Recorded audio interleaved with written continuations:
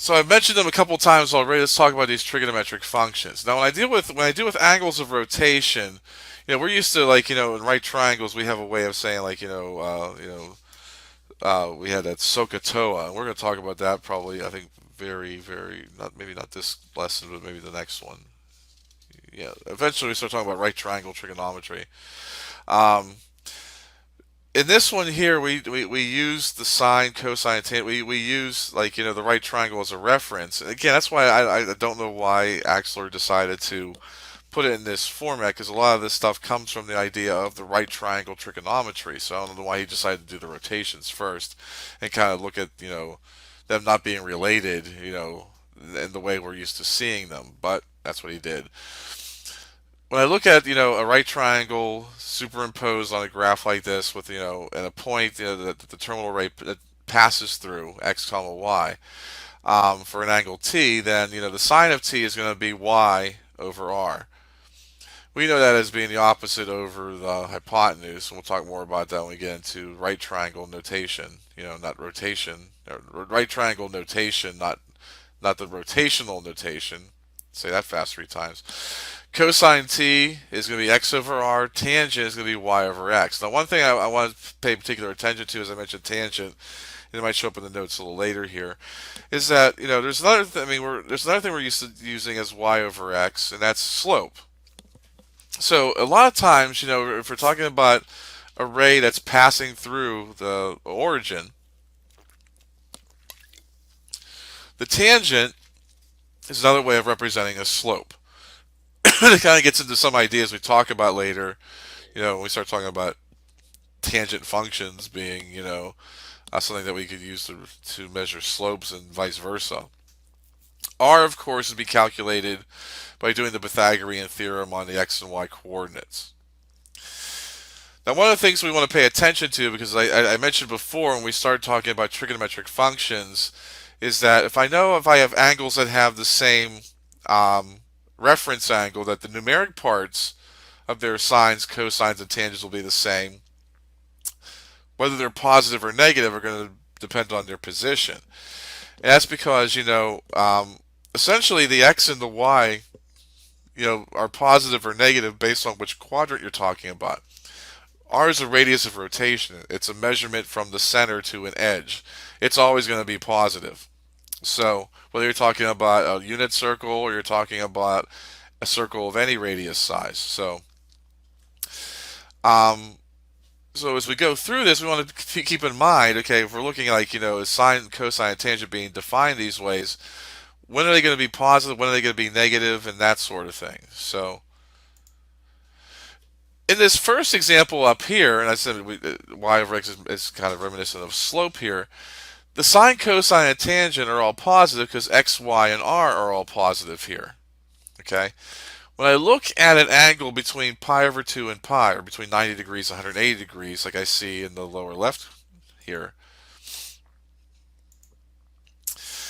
r is positive, y is positive, x is negative. So the sine of t is going to be positive, the cosine and tangent are going to be negative. When I look at, an instance where the angle ends up in the third quadrant, my x and y's are both negative, my r is still positive. So that's going to make the sine and cosine be negative and the tangent be positive. And in the fourth quadrant, my x is positive again, my y is negative, so that's going to make my sine and tangent negative, my cosine will be positive. And that's just because of the x and y values. When I do y over r, if y is negative, obviously sine's going to be negative. That's how they all come about. So to summarize, as I go in these first 4 quadrants, in the first quadrant, all trig functions, all these main 3 we're talking about so far, were positive. When I move into the second quadrant, sine was positive, the other 2 were negative. In the third quadrant, tangent was positive, the other 2 were negative. And in the fourth quadrant, cosine was positive, the other 2, sine and tangent, were negative. There is a mnemonic device that I was taught in, my high school days. This is that all suckers take calculus. And that's kind of just helping you remember, essentially, what quadrant is going to have positive trig values and negative, and which values are going to be negative. Okay. So how does this all work together? I mean, there's another idea we're going to look at here. If we're talking about a unit circle, and P is a point on the unit circle, then the coordinates represent the cosine and sine of that function. Because you think of it on the unit circle, that R value is 1. So, if cosine is x over r and r is 1, then x has to be the cosine of t, and same thing with sine. This is actually what we call an identity, but it's an important one, and this is why, like, oftentimes, if as long as you know what sine and cosine are doing, tangent's not that hard to figure out, because the tangent is always going to be the sine of t divided by the cosine of t.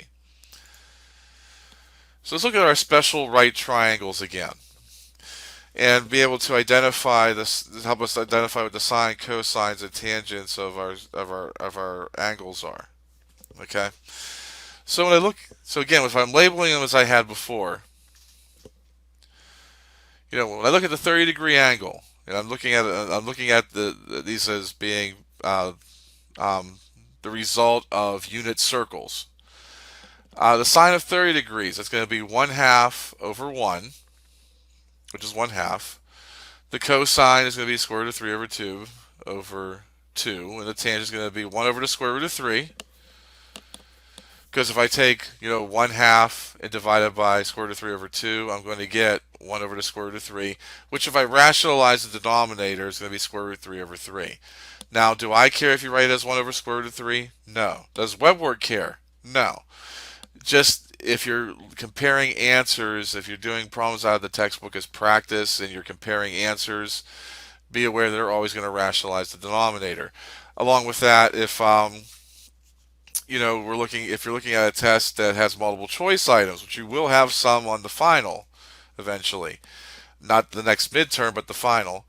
If they give you answer choices, chances are the answer choices are going to be rationalized. So, be aware of if you're getting 1 over the square root of 3 and you don't know that square root of 3 over 3, you need to make sure you do know that. If I look at the 60-degree angle and do its trig functions, now again, the sine is going to be opposite over hypotenuse, or, so I'm going to get square root of 3 over 2, 1/2 of square root of 3 for those. The sine of 45 degrees, the cosine of 45 degrees are both going to be square root of 2 over 2. The tangent is going to be 1. Because if I take square root of 2 over 2 divided by square root of 2 over 2, that's 1. When I look at the 0 and 90-degree angles and come up with their trig function values, I got to look at a non-realistic right triangle. It's non-realistic because, one, a right triangle is only going to have at most one 90-degree angle. The reason being is the three angles have to total 180. If I have two right angles in a right triangle, I've totaled 180 and don't have any measurement to give to the third angle, which means my third angle would have no measurement at all, which means I wouldn't even really have an angle. So that's why this triangle will never really technically exist, but for our purposes in our discussion here, it becomes a necessary arrangement here, because what I'll look at is that, well, because the hypotenuse is 1 and anything opposite a 90-degree angle would be a hypotenuse, I actually have two hypotenuses here both measuring 1. And of course the side opposite the 0-degree angle, well, if there's no angle opening, there's no side to connect the two ends of my terminal and initial ray. Therefore that has no measurement, therefore it's 0.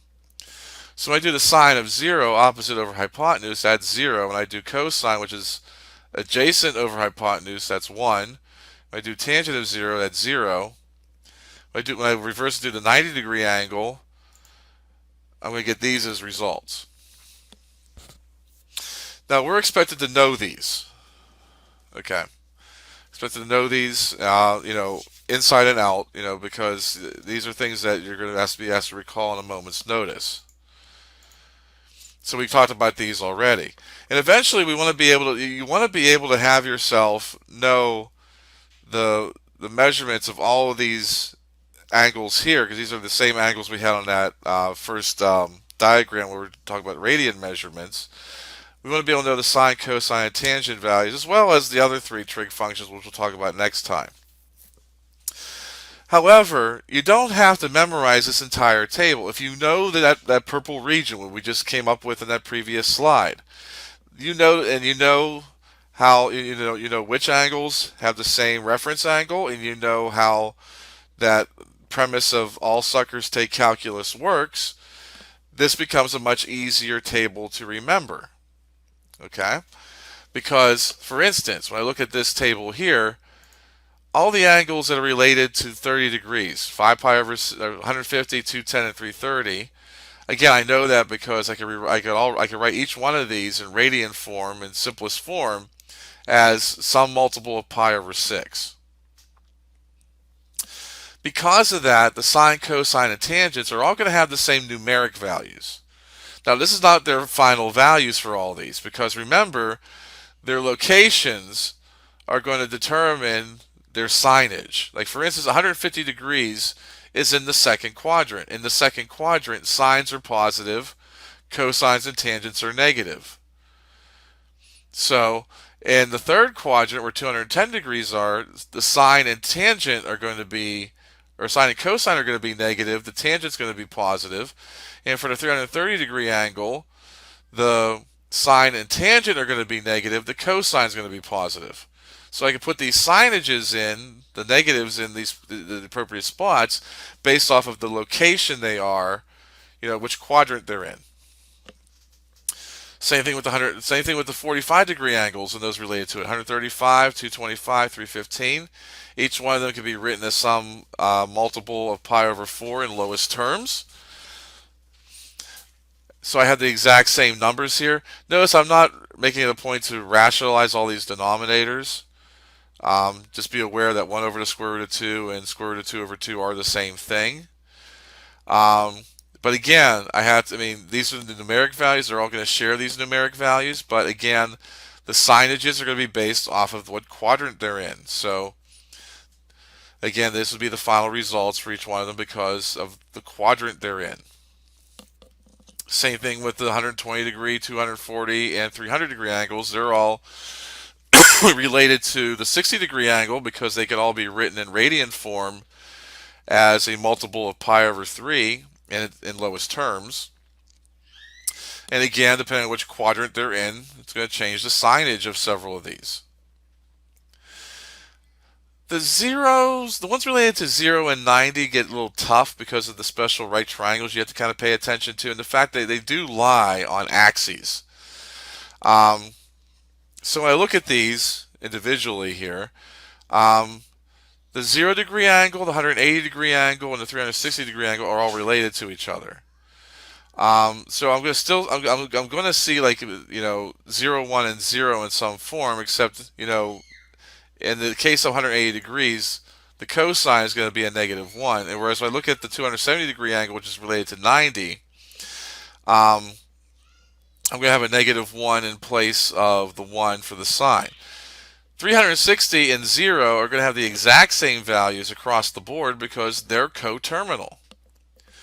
And if I would go beyond this table, say I would have a 390 degree angle, then I know its sine is going to be 1/2, its cosine is going to be the square root of 3 over 2, and its tangent is going to be 1 over the square root of 3 because it's coterminal with 30 degrees.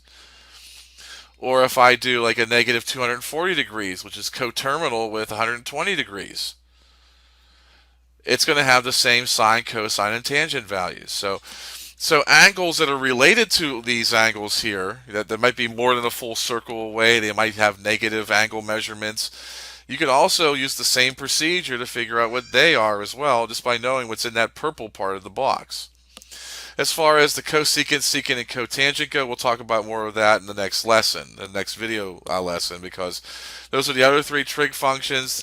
They have their rules. They show up in formulas and calculus, which is why we're going to bring them up. But we really don't have to refer to them a whole lot. We don't have to make a whole lot of usage of them because the sine, cosine, and tangent, if I know cosecant, I do know sine. If I know cotangent, I do know tangent. So And since sine, cosine, and tangent are the main three trig functions that show up on a calculator, those are the ones we're going to focus our attention on.